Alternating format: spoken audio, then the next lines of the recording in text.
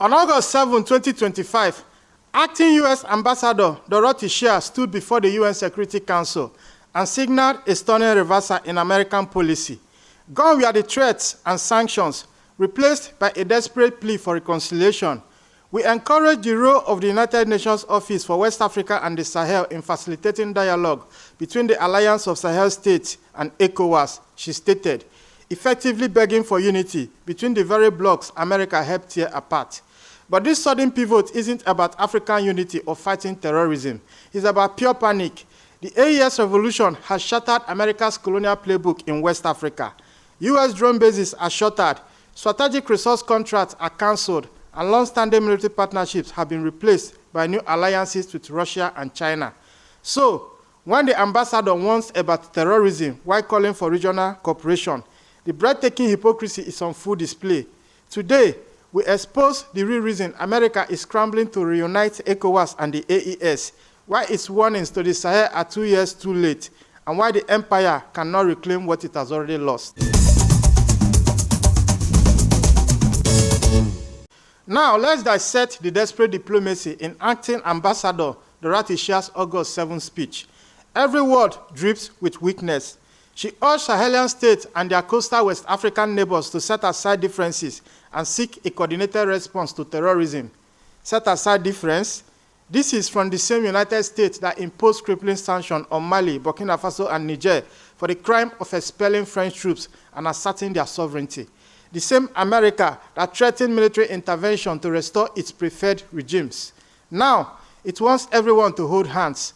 More interesting, she specifically encouraged the UN to facilitate dialogue between the Alliance of Sahel States and ECOWAS on vital economic and political relations. This is a monumental concession. Washington is now officially recognizing the AES as a legitimate political entity to be negotiated with, not a rogue band of thugs to be overthrown, as its politicians claimed just 2 years ago. The pleas for dialogue through UN intermediaries are direct admission that America has lost all leverage. Her warnings on terror ring is equally hollow. She condemned recent attacks by groups like JENIM and ISIS Sahel, yet conveniently omitted that these groups are being decisively routed by AES forces using African solutions, a feat Western interventions failed to achieve for a decade. The most damning admission was a statement that the international community has a vested interest in countering terrorism. Translation: our interests are threatened, we have lost control, and we are finally admitting we need Africa far more than Africa needs us. The ambassador's speech is a masterclass in West terrorism propaganda. She warned that terrorism continues to impact the lives of millions in Burkina Faso, Mali, and Niger, painting the Sahel as a hotbed of instability.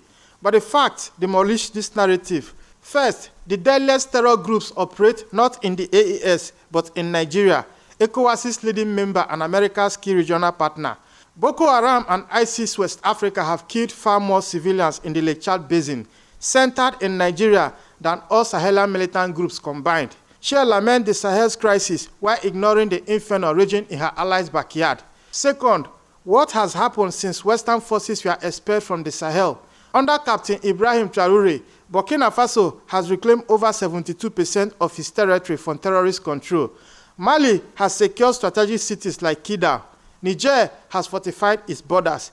These victories were won with local strategies and community engagement, not foreign drone strikes. The statistics Shea ignores tells the true story.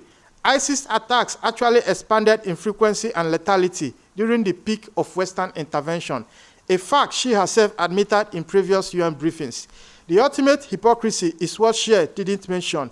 The recent revelation that Ukraine, with Western support, trained Tuareg rebels who then ambushed and killed Malian and Russian forces. This act of proxy warfare led all three AES nations to sever diplomatic ties with Ukraine, exposing how the West actively fuels the very conflict it pretends to fight. The so-called war on terror was never about African security. It was about securing military bases and resource contracts. While Dorothy Shea begs for dialogue, she deliberately avoids discussing the inconvenient success of the Alliance of Sahel States. The AES has achieved in 2 years what a decade of Western intervention could not. Captain Ibrahim Traoré's Burkina Faso stands as a powerful model of African self-reliance. At just 37, he has demonstrated that sovereignty and dignity are not just slogans, but effective governance tools. His government has nationalized foreign-owned gold mines, directing profit towards national development instead of offshore accounts. The AES Joint Military Force of 5,000 troops has launched coordinated successful operations across the region, reclaiming territory with strategies that empower local communities. They have introduced shared biometric passports, creating the kind of seamless integration and free movement that ECOWAS only ever promised. Most critically, they have shattered the psychological chains of neocolonialism. When Traoré explains how Niger's uranium powered France while Nigerians lived in darkness, the message resonates across a continent wary of exploitation. The AES has also forged new partnerships with Russia and China based on mutual respect, not the conditional aid and structural adjustment programs of the West. Russian security cooperation and Chinese infrastructure investment arrive without lectures on democracy or demands for political submission. This success is Washington's worst nightmare because it proves that Africa does not need Western supervision to prosper. It only needs freedom from Western plunder. Behind the diplomatic rhetoric is a brutal resource war America is decisively losing. When Dorothy Shea speaks of coordinated responses to terrorism, she is mourning the loss of Western mining concessions and military assets that the AES has systematically reclaimed. Niger's decision to take control of its uranium sector poses an existential threat to European energy security.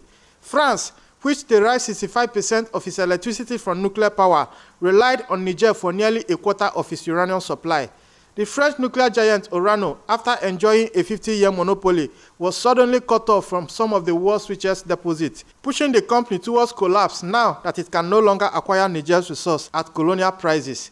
This is precisely why French President Emmanuel Macron admitted that without Africa, France will slide down into the rank of a third world power. The entire French economic model is built on cheap African resources and the CFA franc system. Following this lead, Burkina Faso has nationalized major gold mines, and Mali has taken control of its own strategic operations, proving that African states can manage their own wealth more effectively than any foreign corporation. The military losses are just as severe. The $100 million US base 201 in Niger is now under Nigerian command, and all American troops have been expelled from the region. Shea's warnings about terror are a smokescreen for the loss of the military and economic infrastructure that kept Africa poor and the West rich. America's plea for dialogue between ECOWAS and the AES is a formal obituary for the West puppet system in Africa. ECOWAS, once France's primary instrument of regional dominance, has been exposed as a hollow institution, a coastal club of leaders increasingly out of touch with their own people. When she urges them to set aside differences, she's admitting that ECOWAS has utterly failed as a unifying body. The departure of Mali, Burkina Faso, and Niger, stripping the bloc of 2.7 million square kilometers, revealed its true function as a neocolonial enforcement agency. Nigerian President Bola Tinubu is the poster child for this failed model. Pressured by France and the US, he threatened a military invasion of Niger, preparing to send African soldiers to kill other Africans just to reinstall a pro-Western leader. It was Nigeria's own Senate that rejected this neocolonial insanity. The so-called democracies of ECOWAS have presided over decades of staggering corruption, poverty, and inequality. Nigeria itself has more terrorism deaths than the entire Sahel combined, yet it presumes to lecture others on security. In stark contrast, the AES represent genuine African unity, built on sovereignty and shared destiny. Their joint military, plans for a shared currency, and coordinated development policies demonstrate what integration looks like when it serves African interests, not foreign masters. Shea's plea is not about saving African unity. It's a desperate attempt to salvage Western influence through a dying regional bloc that has lost all credibility. This call for dialogue and cooperation are 2 years too late. The Alliance of Sahel States has already moved on beyond simply rejecting the West. It has built a viable alternative. The AES has constructed its own military confederation, its own passport system, its own economic frameworks, and its own international partnerships. It has proven that Pan-African unity is not a dream, but a practical and superior alternative to Western imposed structures. A generational shift is underway, and it is irreversible. Across the continent, young Africans see Captain Ibrahim Traoré as a modern Thomas Sankara, a leader who puts African dignity before imperial approval. His message is amplified by millions on social media. The AES has severed the psychological chains of dependency, demonstrating that Africans can secure their own territory and manage their own resources without permission from Washington. When Shea raises alarm about spillover from Sudan, she only highlights another Western failure. The collapse of Sudan, like the destruction of Libya in 2011, is a direct result of Western interventions that destabilized nations and flooded the region with weapons. America's warnings come too late because the revolution has already happened. The Sahel has shown the world that true independence is attainable, and Washington's threats are now hollow.